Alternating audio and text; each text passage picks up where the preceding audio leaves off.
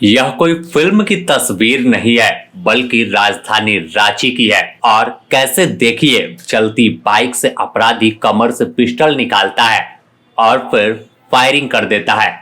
गनीमत रही कि सामने कोई नहीं था और गोली जाकर दीवार में फंस गई, नहीं तो किसी की जान जा सकती थी। फिर से इस वीडियो को आप गौर से देखिए, कैसे अपराधियों का मनोबल बढ़ा है और पुलिस को चुनौती दे रहे हैं। हाँ, इस साइकिल वाला के बात है। साइकिल वाला के बात। अरे वो बोलता है कि साथ को दिए, साथ बोलता मैनेजर को दिए। हमारे पास है सर, फोटो देखिए निकाला, थोड़ा सा और बढ़ाइए। हाँ बढ़ाइए। ब्लू अपाची से है। मामला रांची के बीआईटी ओपी क्षेत्र का है, जहां विकास हॉस्पिटल के पास बाइक सवार अपराधियों ने ताबड़तोड़ फायरिंग की घटना को अंजाम दिया। हालांकि गोलीबारी की घटना में कोई हताहत होने की खबर सामने नहीं आई। घटना के बाद अपराधी बड़े ही आराम से फरार हो गए। घटना के बाद पूरी वारदात की जिम्मेवारी गैंगस्टर राहुल सिंह ने लिया है और सोशल मीडिया पर पोस्ट कर धमकी भरा संदेश दिया, जिस पोस्ट में साफ तौर पर लिखा कि अगर कोई मैनेज नहीं करता है तो फिर अंजाम बुरा होगा। यह भी लिखा गया कि पलामू से लेकर पटना और रांची तक गैंग के पास AK-47 मौजूद है और बड़ी वारदात को अंजाम दे सकते हैं। इसमें कहा गया कि टोयोटा शोरूम के मालिक अगर उनसे बात नहीं करते, मैनेज नहीं करते हैं, तो फिर क्या कुछ होगा वह बताने की जरूरत नहीं है। इस पूरे मामले को लेकर अब पुलिस ने अपनी जांच शुरू की है और डीएसपी संजीव बेसरा खुद घटनास्थल पर पहुंचकर पूरे मामले को देख रहे हैं। पुलिस के मुताबिक मामले की जांच कर रही है। अस्पताल प्रबंधन से भी पूछताछ की गई कि आखिर क्या कोई गैंग या अन्य कोई लोगों के द्वारा उनसे रंगदारी मांग की गई थी, क्योंकि फायरिंग अस्पताल के पास हुई और धमकी भरा संदेश शोरूम मालिक के लिए किया गया।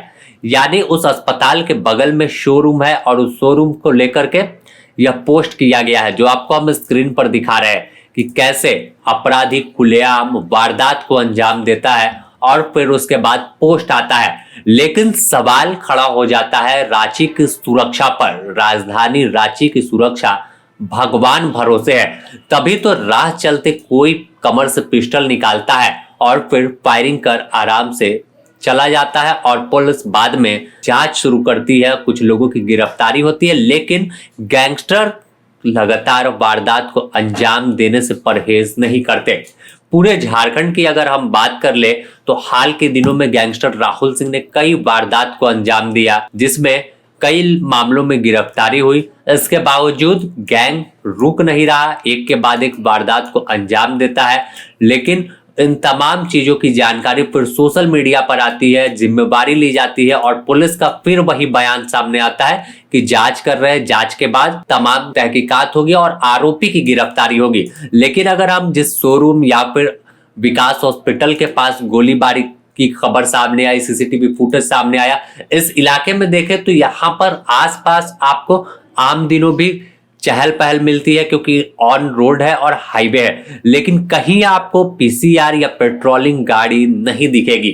और यही वजह है कि अपराधी वारदात को अंजाम देते हैं, उसके बाद आराम से निकल जाते हैं। पूरे राजधानी रांची की सुरक्षा ही भगवान भरोसे अगर कहें कि चल रही है तो गलत नहीं होगा, क्योंकि शाम होते ही पुलिस गायब हो जाती है सड़क से और उसके बाद कहीं भी कोई तस्वीर नहीं दिखती कि कहां पुलिस मौजूद है और लोगों की सुरक्षा कर रही है। देर रात यह तमाम तस्वीर जरूर आती है, कभी कि पुलिस बालू गाड़ी से पैसे ले रही है तो कभी गिट्टी गाड़ी से पैसे वसूल कर रही है, लेकिन अपराधी पकड़ने के समय पुलिस गायब हो जाती है और पूरे शहर में वारदात होने के बाद इस तरह एक्टिव दिखती है, मानो आधा घंटा और पहले अगर जानकारी नहीं मिलती तो फिर अपराधी को धर दबोच लेते। लेकिन जब अपराधी शहर से बाहर चले जाते हैं तो पूरे शहर में नाकाबंदी कर चेकिंग अभियान शुरू होता है और उसके बाद जांच करके तमाम अधिकारी यही बयान देते हैं। फिलहाल देखना होगा कि आखिर अब इस गैंगस्टर वाले एंगल में क्या कुछ अपडेट सामने आता है और कैसे गैंगस्टर राहुल सिंह से पुलिस निपटती है। बने रहे द न्यूज पोस्ट के साथ, इससे जुड़ी और भी अपडेट देंगे।